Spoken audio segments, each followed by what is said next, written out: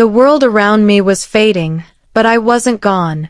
I could still hear everything. The steady beeping of machines, the shuffle of shoes on polished floors, the low hum of voices that never stopped.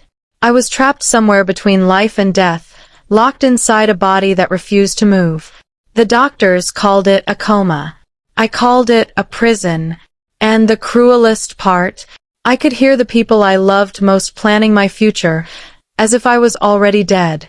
The first voice I recognized was my daughter's. Sharp, impatient, too loud for a hospital room. If Mom's will isn't updated, the house could be tied up for months. Her tone wasn't grief. It was frustration. Business. The kind of voice that counts dollars faster than heartbeats. I wanted to open my eyes, to ask her if she remembered who paid for her college, who stayed awake when she had pneumonia as a child, but my lips refused to move. Then came my son's voice. Deep, heavy, but not with sorrow, with calculation. She told me she had investments, around 600,000.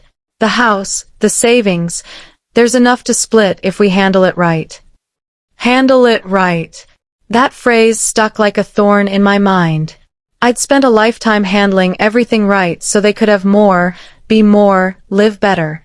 And now my reward was hearing them handle me like a portfolio.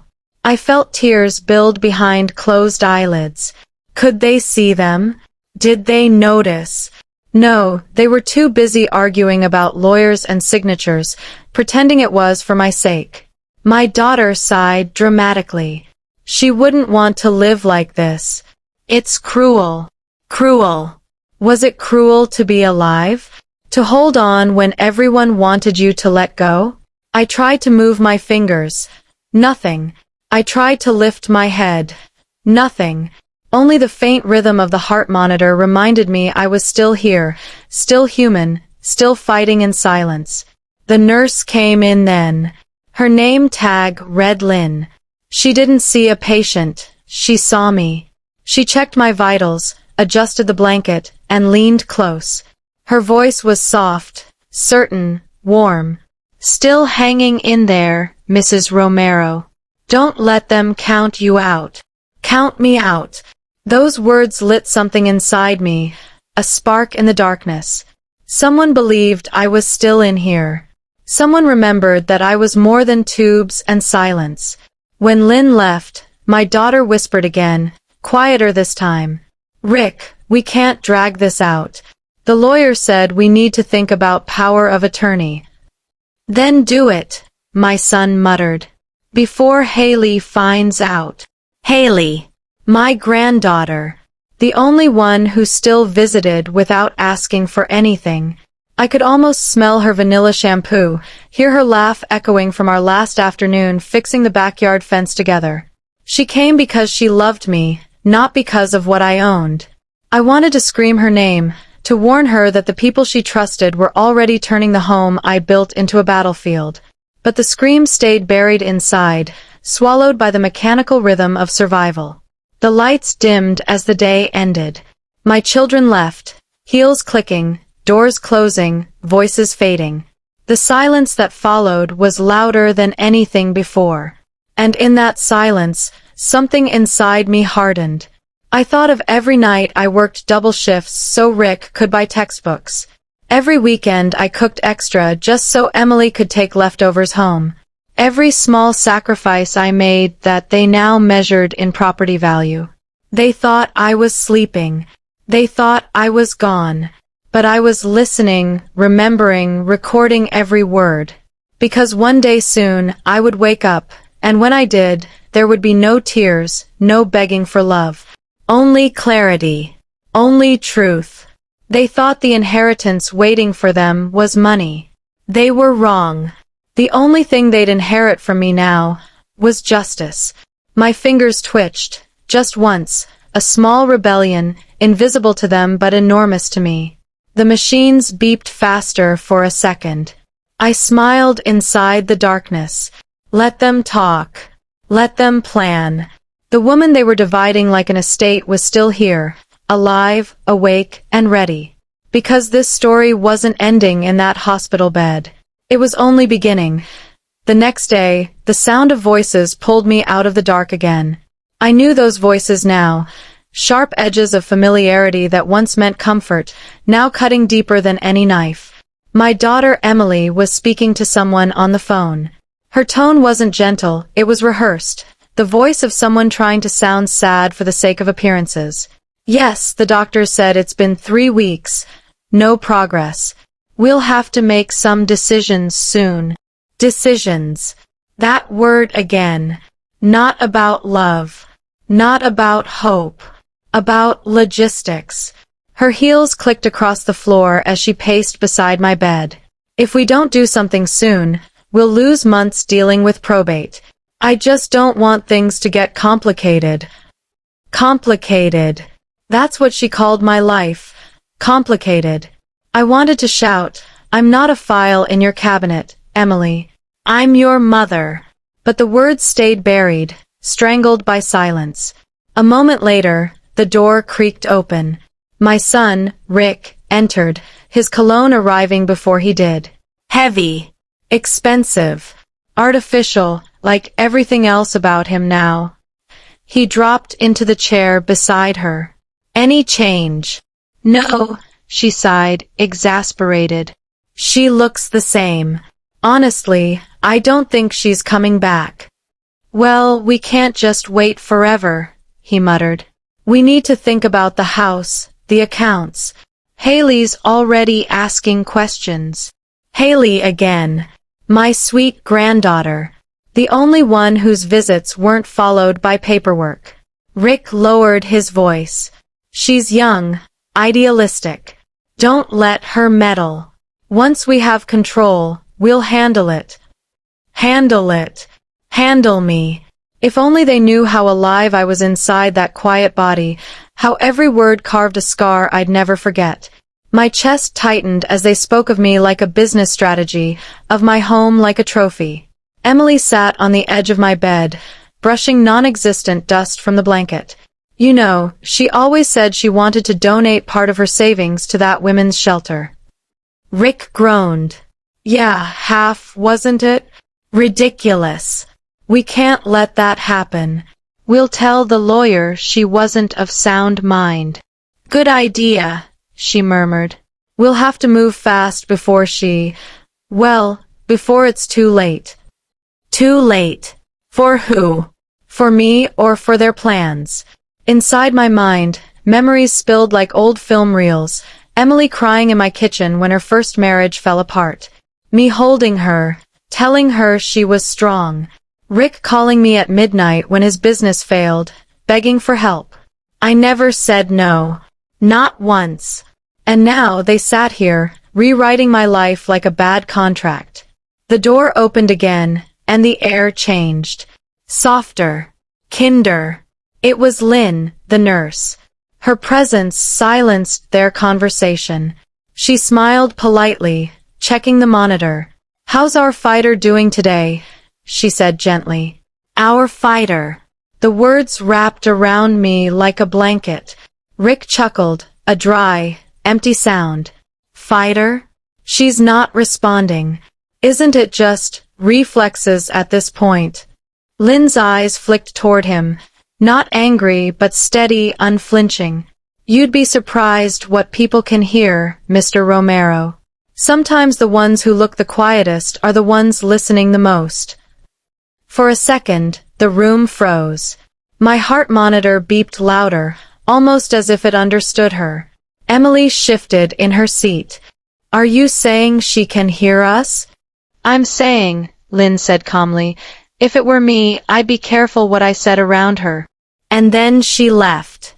Just like that. No lecture, no argument. But her words lingered, like the faint scent of something honest in a room full of greed. After she was gone, the silence between my children felt heavier, denser, uncomfortable. For a moment, I wondered if they'd finally think about what they were doing. But no. Rick spoke first, voice sharp again. She's just saying that to make us feel guilty. Maybe, Emily said quietly, but what if she's right? She stood, pacing again. If Mom wakes up and finds out we've been talking about her estate. Rick cut her off. She won't wake up. That sentence landed like a gunshot in the stillness. The monitor beeped faster, my pulse spiking, the only rebellion my body could give. Emily didn't notice. She only muttered, "We'll meet the lawyer tomorrow." And they left. When the door closed, I felt the weight of their absence and the echo of their betrayal. My whole life, I had believed love was permanent, that kindness earned loyalty. But lying there, half alive and wholly aware, I understood the truth. Love that depends on convenience isn't love. It's currency. I wasn't angry yet. Anger required strength, and I was still gathering it.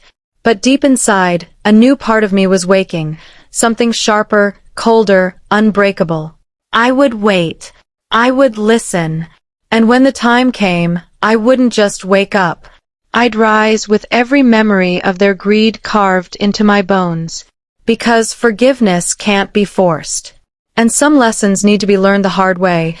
When the lights dimmed and the hallways emptied, the hospital finally grew quiet enough for memory to speak. It came softly at first, like a half-forgotten song, the clatter of breakfast plates, the creak of my old porch swing, the laughter of two small children who once believed I could fix anything. Those children were Emily and Rick, long before ambition hardened their hearts. I remembered Emily running barefoot through the garden, her hair full of dandelion fluff, shouting that she wanted to be just like me, strong, brave, unstoppable. I remembered Rick clutching my hand on the first day of school, promising he'd never stop loving me, no matter what. Where did that love go? The beeping beside me was steady, stubborn, alive.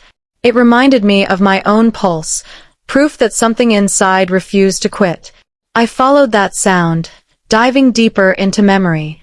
I saw myself 20 years younger, standing in a kitchen that always smelled of coffee and determination.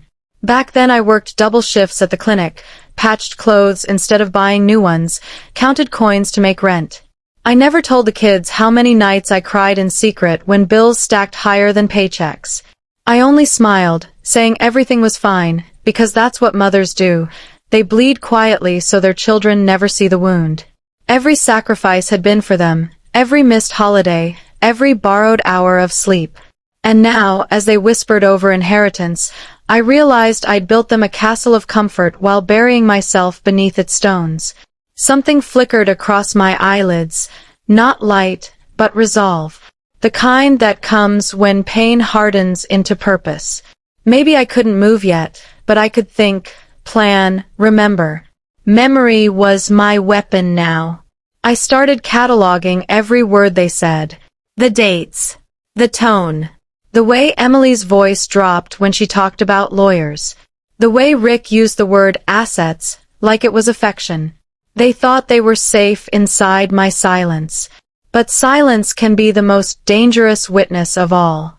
The next morning, Lynn returned. I felt her warm hand brush mine. "Still fighting," she whispered. "I can tell." Her kindness cracked something open in me. A tear slipped down my cheek, small, unsteady, but real. She gasped softly, then smiled. "That's it. You hear me, don't you?" If I could have spoken, I would have said yes.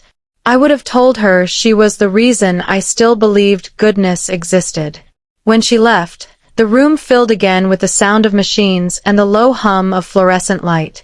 But inside, my mind was no longer a prisoner. It was a storm gathering strength. I thought about the last time Haley visited before the accident. She'd helped me fix the fence behind the house, laughing when the hammer slipped and left a mark on her palm. "You know, Grandma," she'd said, "you don't have to do everything alone." I told her that being strong wasn't about doing it all. It was about never giving up. Now, lying here, I finally understood my own words. Strength wasn't loud. It was quiet persistence. That realization lit a fuse inside me. They wanted to turn my life into numbers, into signatures, into shares. But I was done being shared. Done being divided. If I made it back, when I made it back, I would remind them who I was before they reduced me to an estate. Night crept in again. Somewhere down the hall, someone laughed. A nurse, a visitor, maybe hope itself. I listened until the sound faded, then whispered inside my mind a promise. You took my voice, but not my memory. You took my body, but not my will. When I return, it won't be mercy you'll face. It will be truth. The machines kept their rhythm. I imagined each beep as a countdown, each heartbeat as a footstep bringing me closer to awakening. I thought about forgiveness, how it used to come easily to me, how I'd always chosen peace over pride. But peace given to people who use it as a shield becomes permission. And I was done granting permission. The darkness around me pulsed like a heartbeat. Inside it, I saw faces. Emily's cold expression, Rick's calculating stare, and behind them, Haley's tearful eyes. She would be my anchor, my reminder that love could still exist without conditions. I wasn't sure when it would happen or how, but I knew this. The next time they spoke about me as if I wasn't there, I'd find a way to let them know I was listening.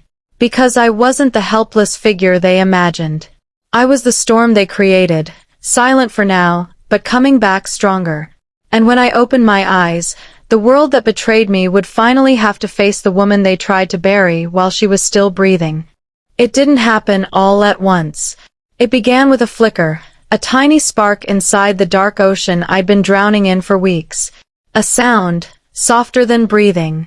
A voice saying my name. Agnes. Hey, Agnes.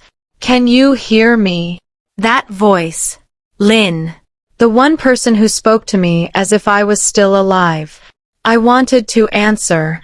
I needed to answer. My tongue felt heavy, my throat dry like dust. I pushed against the silence, and somewhere deep inside, something moved. It was small, a twitch in my fingers, barely a ripple on still water, but to me, it was an earthquake. The monitor beeped faster, the rhythm changing like music finding its tempo again. Lynn froze, then leaned closer, her eyes wide and shining. That was you, wasn't it? Do it again, Agnes. Just one more time. I tried. Every muscle screamed, but I tried. And this time, my thumb shifted. A millimeter maybe, but enough to make the machines sing louder. Lynn pressed a hand to her mouth and whispered, I knew it. Her words wrapped around me like warmth after endless cold. For the first time since the stroke, I felt seen. Alive. Possible. That night she told the doctor told the neurologist, and the neurologist told the chart. But none of them knew what really woke me. It wasn't medicine or time. It was anger.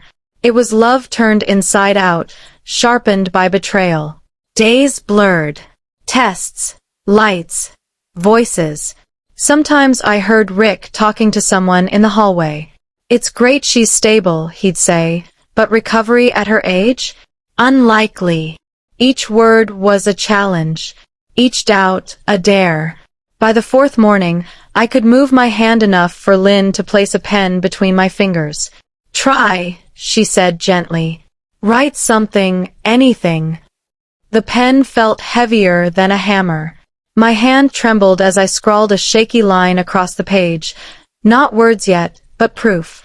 She smiled through tears. That's it. You're coming back, Agnes. I knew you would. Every day after that, I wrote a little more. Letters became shapes. Shapes became words. And the first full words I managed to write were two that would change everything. Call Franklin. Lynn looked at the paper, confused for a moment. Your lawyer? She asked. I blinked once. Yes. She nodded slowly, understanding more than I said. You got it. That afternoon, when Rick and Emily arrived, they didn't know the storm brewing behind my half-open eyes. Their footsteps, their perfume, their fake concern, all of it felt different now. I wasn't their silent victim anymore. I was listening and planning. Hey, Mom, Emily said softly, her tone lined with guilt she didn't deserve to fake. You look better. Better. The word tasted like sugar hiding poison.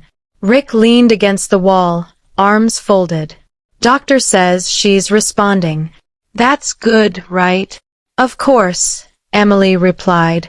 But if she wakes up confused, we'll need to guide her through the legal stuff gently. Legal stuff. They still didn't understand that the woman in the bed wasn't a client to be managed. She was a mother reborn. I kept my eyes closed, breathing evenly, pretending. The less they knew, the stronger I became. Later that night, Lynn returned with Franklin Kemp, my old lawyer, tall, gray-haired, the same briefcase he'd carried since the 90s. When he saw me move my hand, his expression softened. It's good to see you, Agnes. Ready to work. My fingers trembled as I pointed to the notepad. He set it down, and for the first time, my pen moved with purpose. Word by word, I dictated a plan. My new will, my final say. Franklin listened carefully, his jaw tightening at every sentence.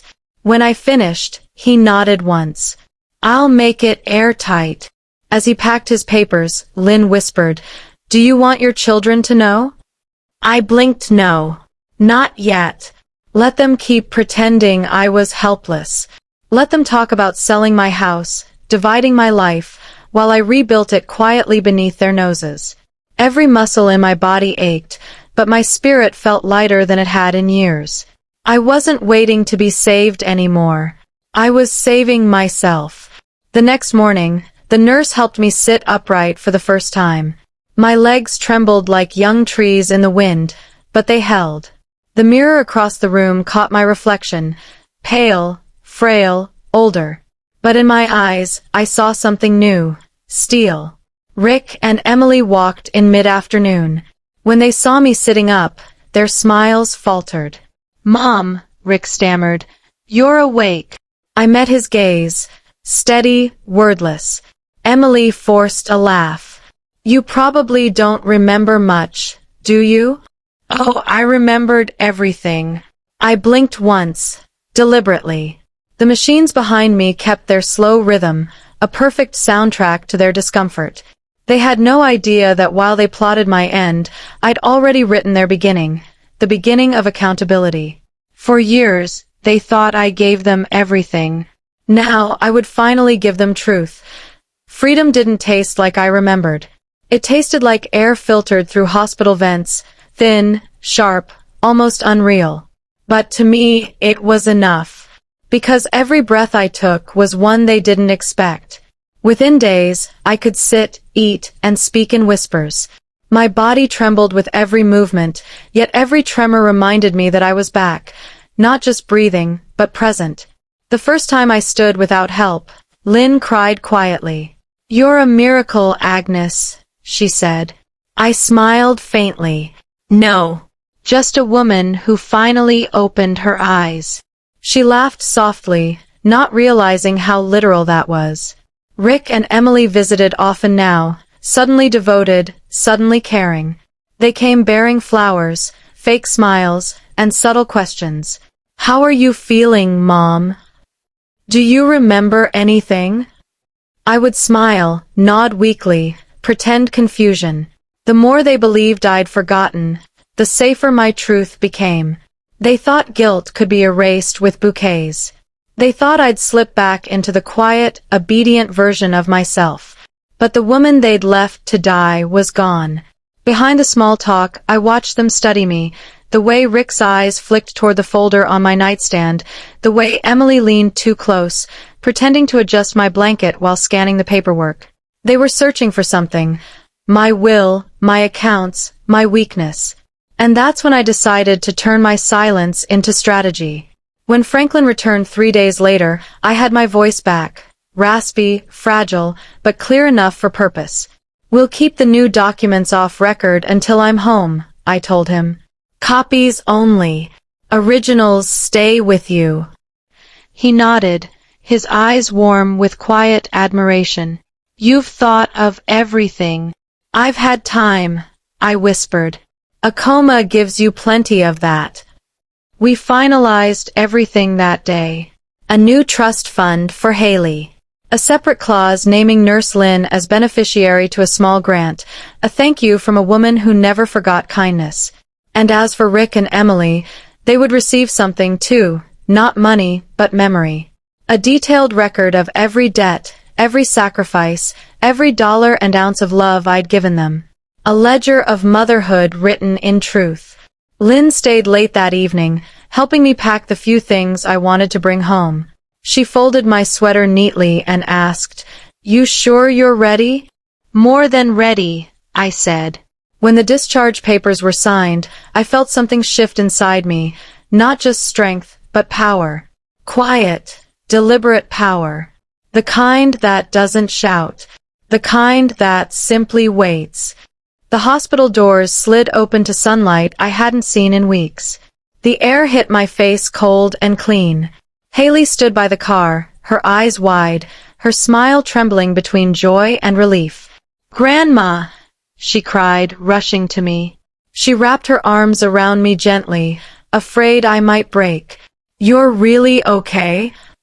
I nodded, touching her cheek. "Better than okay, my darling. I'm awake." The drive home felt longer than I remembered. Every streetlight, every tree, every shadow felt like a reminder I had escaped a place between worlds. I had been buried alive and dug myself out with nothing but will. When we reached my house, the first thing I noticed was the faint smell of lemon cleaner. Someone had been here. The papers on my desk were slightly rearranged. The safe in the hallway, its handle smudged with prints. I turned to Haley. "You've been here recently?" She frowned. "No. But Uncle Rick was, right after your stroke. Said he was just checking the mail." Of course he was. I sat slowly in my favorite chair, every creak of the wood sounding like applause. "They were looking for something," I murmured. "And they didn't find it." Haley tilted her head. "What were they looking for?" "My will," I said softly, "and their control." She blinked. "Do they know?" "Not yet." I reached into my purse and pulled out a small envelope, a copy of the new document Franklin and I had finished together. "The originals are safe," I said. "And so am I."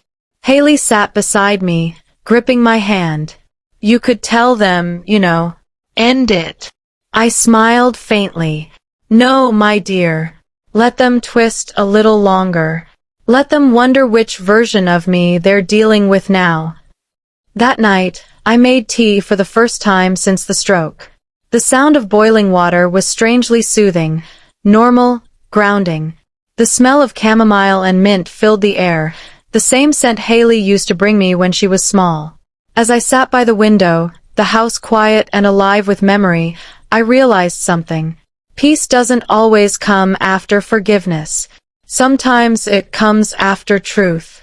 They thought they'd written the ending of my story. But they forgot one simple fact. I was the author all along. I wasn't done. Not even close. Tomorrow they would come to visit again, pretending to care.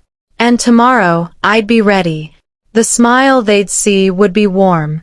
The words would be polite. But behind my eyes, they'd finally see it. The calm of a woman who had already won. Because the most dangerous revenge is silence that plans. They arrived just after lunch. Rick in his expensive jacket that smelled of cologne and arrogance, Emily in her tailored sadness and bright pearls that caught the light like lies. I had brewed tea before they came, the same chamomile Haley always brought me. I wanted the room to smell of calm when the storm finally broke. "Mom," Rick began, forcing a smile that didn't reach his eyes. "You look amazing." "Really?" "The doctor said you're recovering faster than anyone expected." I nodded, letting the silence hang heavy enough to make them shift in their seats. Emily cleared her throat, glancing toward the folder on the table.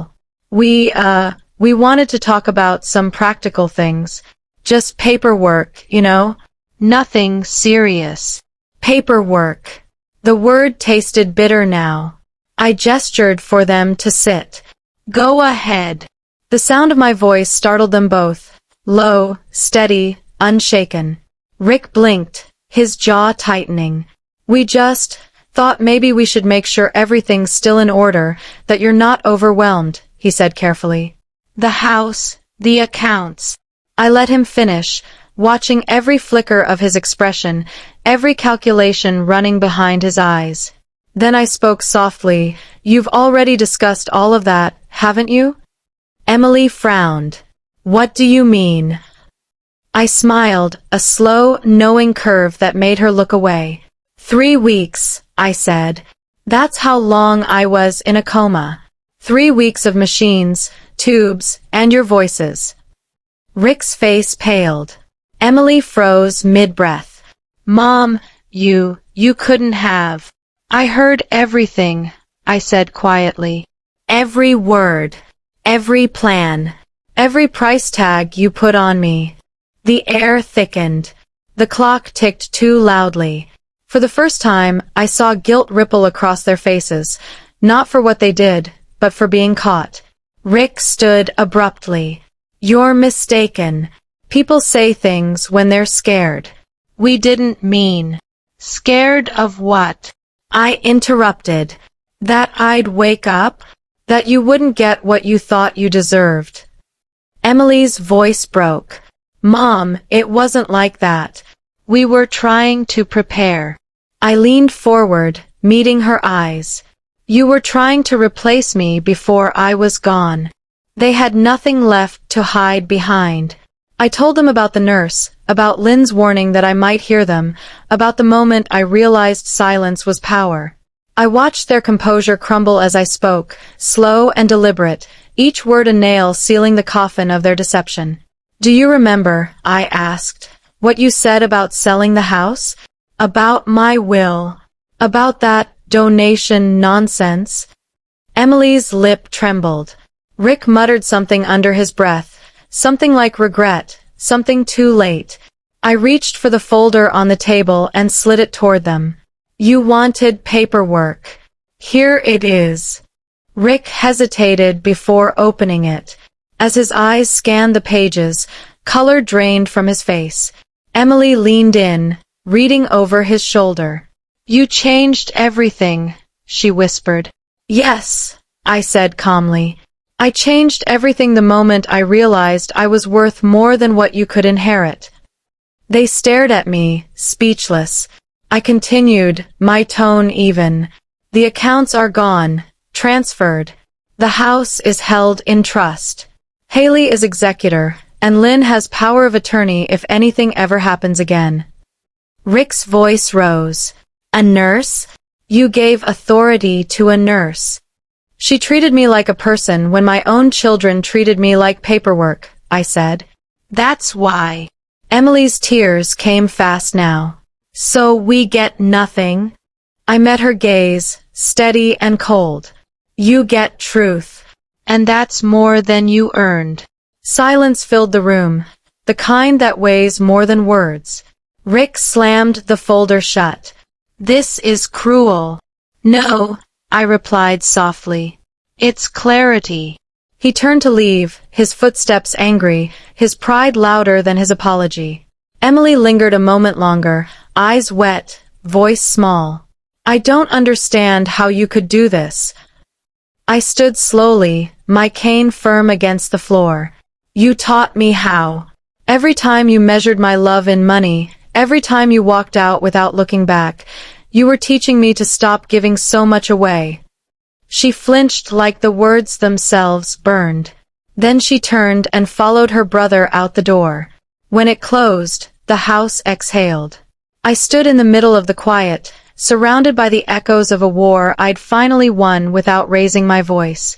Haley arrived minutes later, carrying her usual thermos of tea. They were here, weren't they?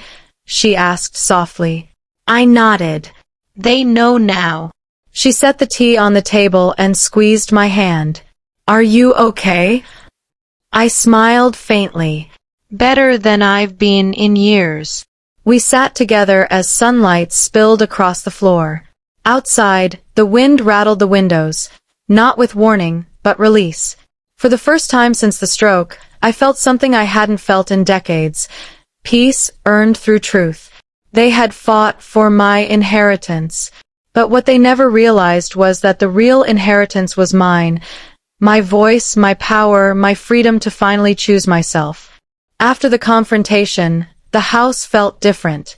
Not larger, not quieter, just honest.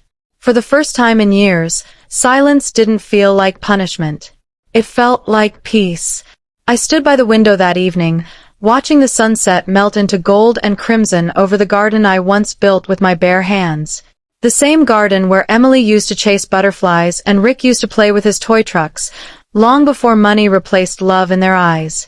It was strange, how the same walls that once echoed with laughter had now heard betrayal, and yet somehow, forgiveness still lingered in the air like a faint perfume.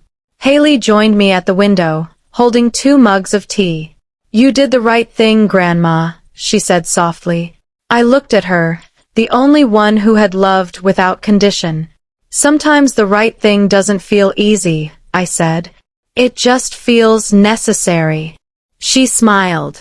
"You finally chose yourself." "Yes," I said. "For once, I did." We sat together in the living room, and I told her stories she'd never heard, about the years when I struggled, when I built this home alone, when I refused to let life break me even when everything else fell apart. She listened quietly, eyes glistening, every word sinking deep like a seed finding soil. I realized then what legacy really meant. It wasn't property. It wasn't wealth. It was understanding. Passing down the truth that strength isn't about control, it's about choice. That night, as the clock ticked softly, I wrote my final letters. Not to Emily and Rick, they had already received theirs, but to myself. "You did not fail," I wrote. "You loved until it hurt, and when it hurt too much, you learned to love yourself instead. You don't owe anyone forgiveness who hasn't asked for it. You don't owe anyone peace who tried to steal yours. You are allowed to rest now." When I sealed that letter and placed it in my desk drawer, I felt a weight lift, the weight of decades spent proving my worth to people who only measured it in things. Days passed. Then weeks. The calls stopped coming from Emily and Rick. No apologies. No explanations. But I didn't need them anymore. The woman they underestimated had already found her closure. Haley visited often. We planted new flowers in the garden, marigolds, strong and bright, defiant against the wind. She said they reminded her of me. Lynn stopped by once, too, smiling when she saw me walking on my own. "Told you you'd make it," she said. I hugged her tightly. "You were the first to believe it." The will was read in court soon after. Rick's challenge failed in minutes. The judge called it unquestionably valid. I wasn't there to gloat. I didn't need to be. Franklin handled everything with quiet precision. That evening, Haley came over with takeout and a small gift, a photo frame with the words, "Still here, still me." We laughed, we ate, we sat under the porch light, and for the first time in a long time, I didn't feel old. I felt alive. The sky turned dark, and as I watched the stars blink awake, I whispered to myself, I lost a family built on expectation, but I gained a life built on truth. And maybe that was the real inheritance, peace. Sometimes life forces you to listen in silence, not to punish you, but to teach you who truly speaks from love and who speaks from need. We often give too much, our time, our energy, our forgiveness, to those who never learned gratitude. But healing begins the moment we realize we can choose peace over permission. If you've ever been underestimated, forgotten, or treated like your worth depends on what you can give, remember this. You don't owe them your voice. You owe yourself your freedom. If this story touched your heart, don't leave quietly. I choose peace over pain. Thumbs up, smash that like button if you believe love without respect means nothing. Bell subscribe for more stories that remind us of what truly matters. Humanity, truth, and the power to begin again. Because in the end, silence isn't weakness. It's strength waiting to be heard. And this is my story of how I finally found my voice.